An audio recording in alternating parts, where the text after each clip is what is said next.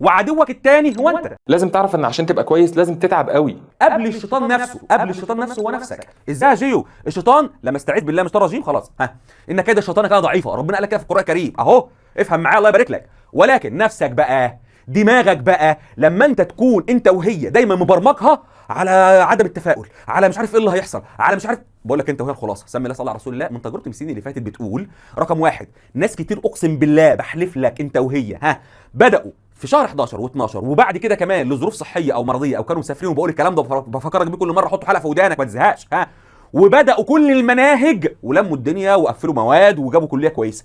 عايز حاجه اكتر من كده؟ رقم اتنين، انت هتفضل تغلط لحد ما تخش المراجعات النهائيه وتغلط شويه في بعض الحاجات، ولاقي الامتحان تيجي تفرم لك الدنيا وربنا يوفقك في الامتحان. ليه؟ برضو من اوائل الجمهوريه، من تجربتهم السنين اللي فاتت، شوفوا الكلام ده معايا على السوشيال ميديا في لقاءاتي معاهم، كانوا بيغلطوا عادي، ما الدنيا ما بتخلص، كل مره بتغلط فيها اعرف انك غلطت في ايه، فتزود حصيله معلوماتك. شكرا. رقم ثلاثة، الناس اللي بتقول انا براكم كتير او انا مثلا ذاكرت وحاسس ان انا نسيت، ما طبيعي جدا تذاكر وتحس انك ناس شويه، ولكن في عند حضرتك في المراجعات النهائيه، انا هتكلم عن نفسي، انا مثلا هجيب لك الاحياء والجيولوجيا كلها تاني، شرح ولا حل، شرح وفرم وحل وخرائط ذهنيه، ده انا همرجعكم، هنعصر المنهج زي ما عملت قبل كده بفضل ربنا، وهتكون كل حاجه فاكرها كويس. بس السؤال هنا، وانت جاوبنا عليه وانت جاوبنا عليه، مين اللي يفتكر اسرع؟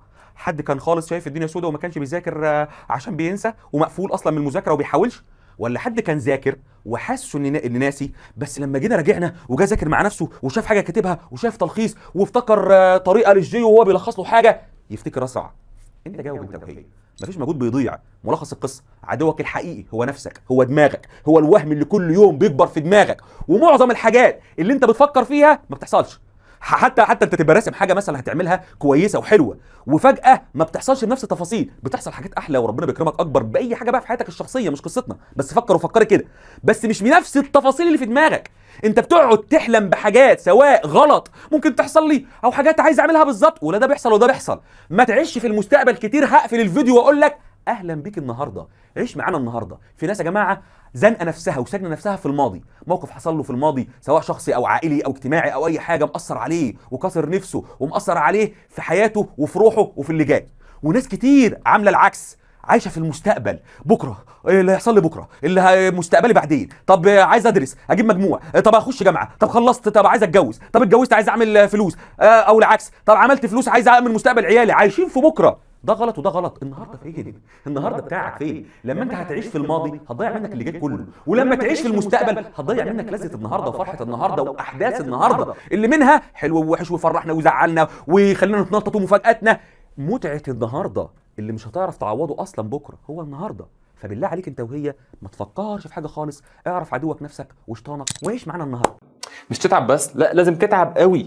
جماعة لو النجاح سهل والله ما كان حد عانى في الحياة يا شباب. هي اسمها حياة، اسمها دنيا، ان شاء الله بإذن الله الراحة في الآخرة. ولقد خلقنا الإنسان في كبد، انت مخلوق في تعب وفي كبد، انك تجد وتجتهد وتتعب وتنحت في الصخر. من الصور اللي بتستهويني جدا جدا وبقعد اتفرج عليها لما تقابلني، يعني لما يكون مثلا في شلال ميه او حنفيه بس بتنقط ميه على حجر، الحجر مع السنين بيتنحت، فالميه اللي انت بتشربها الميه السائله اللي هي سهله جدا جدا بتنحت في الصخر بس مع الاستمراريه. ماشي، فانت لا تيأس ابدا. انت مين؟ انت رحت ولا جيت فين عشان تقول لي تعبت 5 شهور ومش قادر يا عم انت روح، انت عملت ايه في حياتك اصلا؟ انت عملت ايه في حياتك؟ انت يعني انت بتاكل وبتشرب وبتنام وبتصحى وفي نعيم وجسمك كويس، ما عندكش امراض وحياتك زي الفل بجد والله.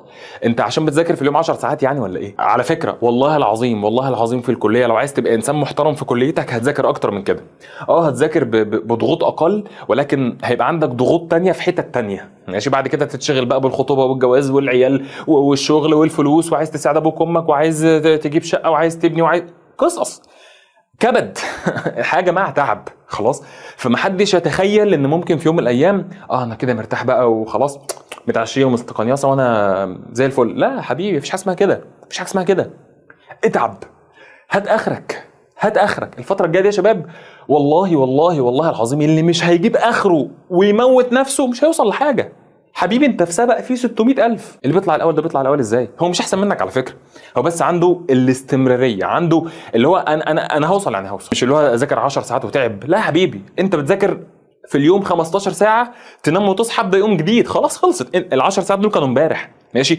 تعب النهارده كله هو بتاع النهارده، بتاع بكره يوم جديد، انسى خلاص. وما تعدش على نفسك ساعات مذاكره وتعب.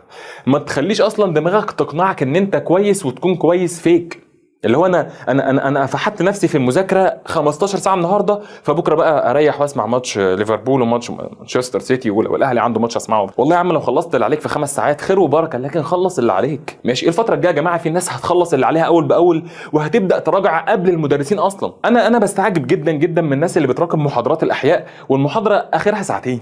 حبيبي انت بتعمل ايه في حياتك اصلا بجد والله؟ انت بتقعد على المحاضره تسمعها وبتقول يا دكتور بقعد اذاكرها بعدها ب3 4. انت عبيط يا اسطى، ما تذاكرها يومها. انت سمعت المحاضره دلوقتي، اقسم بالله انت حفظتها او حفظت معظمها، محتاج بس تقراها، جاست ريد ات. بزعل قوي لما حد لسه يبعت لي يقول لي يا دكتور ما بداتش. يا ابني انت عبيط، ما تبدا. هو يعني افضل وقت للبدايه امتى؟ دلوقتي.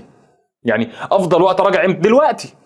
افضل وقت الم اللي فات امتى؟ دلوقتي. فما تستعبطش، ما تستعبطش. انا بتضايق جدا جدا جدا من اي حد يقول لي يا دكتور انا ما بداتش. انت تستاهل اللي جرالك ومش هتوصل لحاجه ماشي. يعني انا بكره التحفيز مع الناس اللي هم ما عندهمش دم. يعني الشاطر اللي بيذاكر بس اقصر سيك او احفزه وازقه واوديه وهيروح ان شاء الله، لكن اللي واقف اصلا مكانه وعايزك تيجي تزقه ده استحاله يتزق. لو عربيه انت بتزقها لازم هي اصلا تكون بتتحرك، لكن عربيه جايب المارشديه او مثلا شادت فرامل اليد وواقفه مكانها والسواق داس على الفرامل وانت بتزقها استحاله. فانت في ثانويه عامه وما بتذاكرش يبقى انت داس على الفرامل، مهما نزق فيك انت مكانك. اتحرك، ابدا، حس على دمك. شوف ابوك صرف عليك قد ايه وتعبوا عشانك قد ايه، واللي حصل في السنه كلها من ضغط نفسي عليك وعلى اهلك قد ايه. فلو انت لسه ما بتذاكرش، مش ما بداتش، ده اللي ما بداش ده قصته قصه، لكن اللي بيذاكر حتى نص نص ده ما عندوش دم. انا بتكلم جد والعزيز عليه يزعل. اللي بيذاكر حتى نص نص وبيكروت المذاكره، بيسمع بس مثلا، مش بيذاكر او مش بيحل او مش بيتابع او ده ما عندوش دم اصلا. حبيبي بص وراك، شوف الدنيا صعبه ازاي حواليك. لازم تبقى انت بني ادم عايش في وسط اهلك، عارف اللي بيحصل حواليك عامل ازاي. مش ممكن انا مش عايز حد يبعت لي يا شباب يقول لي يا دكتور حفزني ما بداتش. يا عم روح حفز نفسك يا عم. يا عم انت شوف انت شغال ليه، انت بتذاكر ليه، عشان ايه، انت بتعمل ايه يعني. ما تبعتليش تقول لي حفزني ولا حمسني ولا نيلني. انت داس على الفرامل، هزقك ازاي، هحفزك ازاي اصلا. ابدا وذاكر واشتغل، ولما تبقى كويس ازقك عشان تبقى اشطر، عشان تبقى احسن.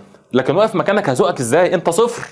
مهما اديك انت صفار برضو، لازم انت تحط الواحد عشان لما نحط لك احنا صفار تبقى انت بتتقدم. لكن صفار صفار صفار انت ما بتعملش حاجه. فحبيبي ما بداتش، ابدا.